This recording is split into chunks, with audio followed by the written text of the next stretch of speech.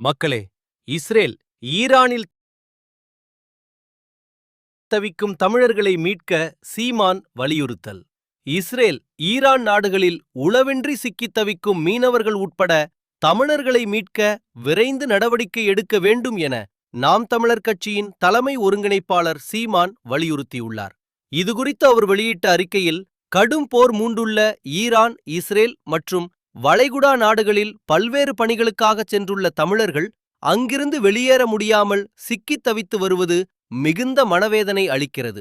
அரசுகளுக்கு இடையே நடக்கும் அதிகாரப் போரில் அதிகம் பாதிக்கப்படுவதும் பலியாவதும் அங்கு வாழும் அப்பாவி மக்கள்தான். ஏற்கனவே பாலஸ்தீனத்தின் கசசாவிலும் யுக்ரைனிலும் நடைபெறும் போரில் லட்சக்கணக்கான மக்கள் கொல்லப்பட்டும் பல லட்சம் மக்கள் பசியிலும் வறுமையிலும் உணவுக்காக அலைகின்ற காட்சிகள் நெஞ்சை உலுக்குகின்றது என சீமான் பதிவு ஒன்றை வெளியிட்டுள்ளார். மக்களே,